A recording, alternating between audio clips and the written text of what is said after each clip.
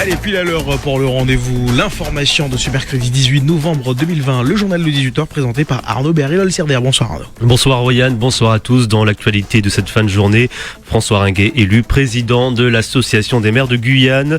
C'est sans surprise puisque le maire de Kourou et président de la communauté des Savanes était l'unique candidat. Vous entendrez ses objectifs pour cette nouvelle fonction.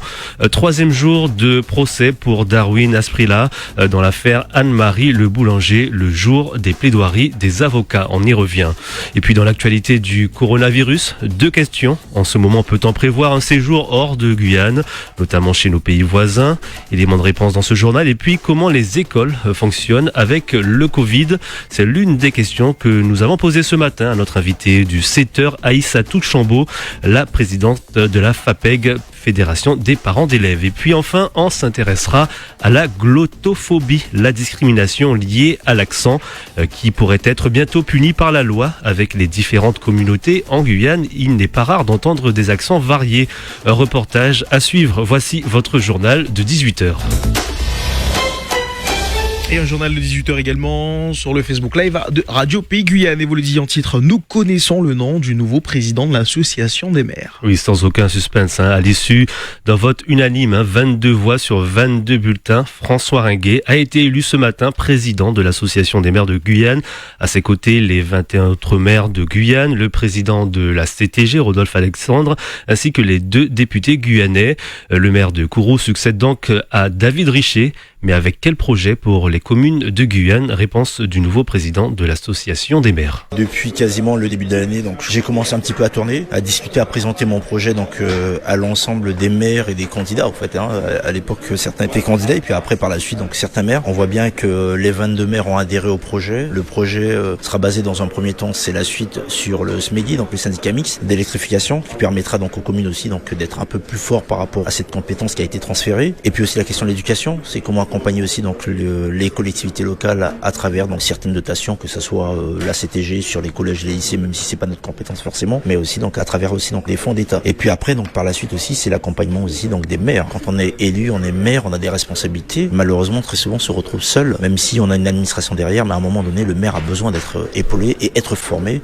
Et c'est pour cette raison que j'ai mis le gros volet formation des maires derrière pour les accompagner, pour nous accompagner sur la suite de nos missions. François Ringuet, le nouveau président de l'association des maires, il répondait à Victor Zamit. Une pétition pour que Christiane Taubira soit candidate en 2022. Oui, mise en ligne lundi pour que l'ex-garde des Sceaux sous François Hollande soit candidate à la prochaine élection présidentielle. Cette pétition est à l'initiative de l'écrivaine Chloé Cormand et du producteur Maxime Rusniowski, est signée par 80 personnalités dont l'actrice Juliette Binoche. Selon ses soutiens, Christiane Taubira pourrait être une candidate capable de réunir la gauche française. En quelques jours, la pétition a réuni près de 2800 signatures. Et on revient sur le troisième et avant-dernier jour du procès d'Arvin Asprilla. Un procès devant la cour d'assises d'appel de la Guyane pour juger l'homme condamné il y a un an en première instance pour le meurtre d'Anne-Marie Le Boulanger. Ce matin, l'accusé a été interrogé sur sa personnalité suite à l'expertise psychiatrique qui avait été faite. L'après-midi, c'était le début des plaidoiries avec celle de la partie civile.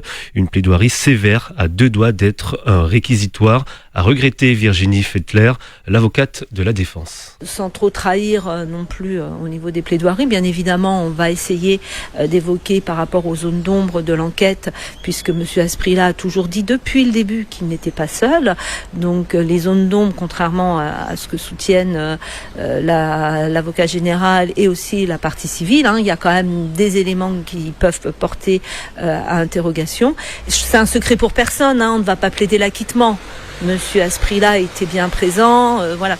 Mais aussi, on va essayer de faire comprendre par rapport à la personnalité de M. Asprilla et tout au moins les éléments de sa personnalité qui ne souffrent d'aucune discussion, comment on peut en arriver à cette personnalité particulière.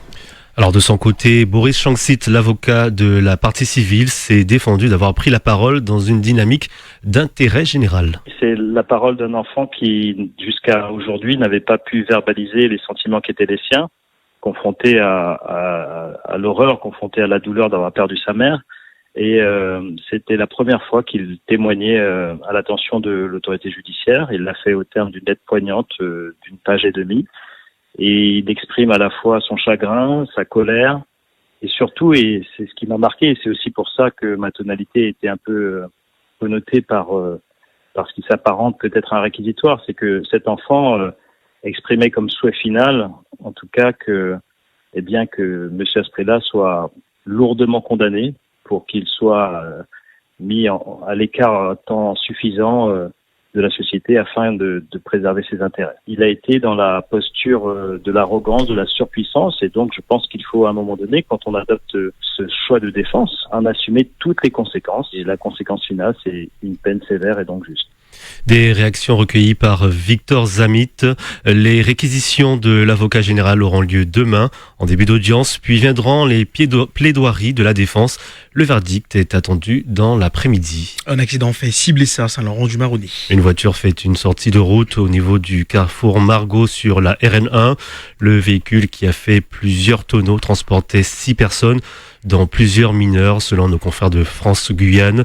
L'un des passagers s'en sort indemne. 4 ont subi des blessures de diverses gravités. Et puis un enfant de 8 mois est en état d'urgence absolue. Et nous passons au point épidémiologique quotidien.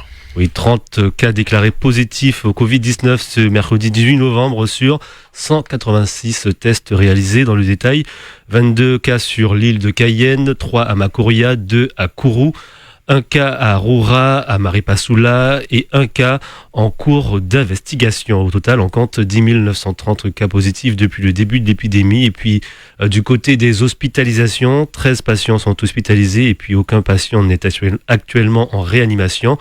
Et enfin, on rappelle, 70 personnes sont malheureusement décédées du Covid-19 en Guyane depuis le début de l'épidémie. Et nous enchaînons avec une question. En ce moment, peut-on prévoir un séjour hors de la Guyane ? Oui, le confinement se poursuit en France jusqu'au 1er décembre à minima. Même si la Guyane reste épargnée par cette mesure gouvernementale pour le moment, se déplacer et quitter le territoire est très restreint. Les frontières intérieures à l'espace européen restent ouvertes. Qu'en est-il pour les voisins de la Guyane et de Medoudi? Si vous voulez vous rendre au Brésil, au Suriname ou ailleurs, la réponse est non. Impossible de quitter la France. On rappelle que tout déplacement de personnes par voie aérienne, routière et maritime sont interdits dans les deux sens, depuis la Guyane et vers la Guyane. Seules les marchandises circulent encore sous réserve du respect de la réglementation commerciale et douanière. Du côté de la frontière franco-surinamaise, c'est le Suriname qui a voulu fermer la porte le premier, chose faite le 14 mars dernier. Pour contrôler les pirogues, côté français, les policiers et les gendarmes travaillent ensemble et contrôle les berges avec le dispositif de surveillance fluviale. On rappelle que la France et le Suriname partagent plus de 500 km de frontières. À l'est, la frontière est aussi très surveillée. Les forces armées et les forces de l'ordre sont présentes en permanence côté français. Côté brésilien, la police civile de Yapoké patrouille aussi sur le fleuve pour dissuader les plus téméraires sur les 730 km de frontières. Il est vrai qu'un réseau de passeurs s'organise et brave l'interdit, mais selon le ministre des Outre-mer Sébastien Lecornu, jamais un gouvernement n'avait déployé autant de forces sur ses frontières, avec 2500 refus d'entrée sur le territoire français seulement durant le premier semestre, contre 111 en 2018. Pour les étrangers qui veulent venir en Guyane, seuls les déplacements professionnels nécessaires à la continuité économique du territoire sont autorisés. Sinon, en présentant les pièces justificatives adéquates, seuls les ressortissants de l'Union européenne, les étrangers résidant déjà en Guyane, les professionnels de santé venus pour lutter contre le Covid, les professionnels assurant le transport de marchandises et les marins sont autorisés à entrer sur le territoire guyanais. Merci Edmé Doudouzi pour ces explications. Comment les écoles fonctionnent avec la Covid ? Oui, c'est l'une des questions que nous avons posées ce matin à notre invité de 7h, Aïssatou Chambaud, la présidente de la FAPEG, la Fédération des parents d'élèves de Guyane. Depuis la rentrée, le port du masque obligatoire dès l'élémentaire et le respect des gestes barrières est en vigueur. Comment s'en sortent les élèves ? C'est compliqué pour tous, mais effectivement, pour les plus jeunes, ça l'est encore plus, où il y a quand même une proximité, ils ne peuvent pas jouer, il y a quand même la sociabilisation qui se met en place à ce moment-là, et le travail est d'autant plus compliqué pour les professionnels. Et puis, il y a aussi une catégorie d'élèves dont on ne parle pas forcément, c'est ceux qui ont des pathologies, ceux qui ne supportent pas le masque, qui ne peuvent pas porter de visière, puisque la visière est jusqu'à aujourd'hui interdite. Et puis des élèves qui développent des pathologies, ceux-là sont encore plus en difficulté puisqu'ils ne sont pas reconnus par l'MDPH, ils n'ont pas de pathologie déclarée non plus par le médecin, mais ils développent des pathologies, c'est par exemple des crises de migraine à répétition, des boutons sur le visage, des manifestations respiratoires, etc., etc. Et là, on a quand même beaucoup d'inquiétudes. Aïssa Touchambeau, la présidente de la FAPEG, au micro de Victor Zamit. Demain, à sa place, l'invité de cette heure sera Marie-Anne Claire, la directrice du Centre spatial guyanais. La glottophobie, peut être bientôt punie par la loi. Oui, la glottophobie, c'est la discrimination liée à l'accent. En France, chaque région a ses particularités, notamment linguistiques. Et de nombreux Français assurent avoir déjà été discriminés à cause de leur intonation, leur parler. Alors un député a décidé de lutter contre ce fléau. Clément Buzalka. L'accent, ce qui devrait être une force pour s'identifier, se distinguer dans une société qui uniformise à outrance, devient une faiblesse. C'est ce qu'il s'est passé pour Angèle Chotoun, journaliste guyanaise, après avoir rejoint la métropole. Dans ce processus de blanchisation, parce qu'il existe, eh bien, effectivement, édulcorer votre accent, avoir une diction très franco-française, forcément, et ne pas avoir d'accent, c'est primordial si on veut avoir au moins sa chance. Et moi, on m'a fait la remarque plusieurs fois, et j'ai travaillé sur moi-même. J'ai pris des cours de diction à ce moment-là pour pouvoir m'améliorer, pour pouvoir avoir ma chance. Des cours de théâtre ou de diction, c'est le quotidien de nombreux Français qui veulent lisser leur accent.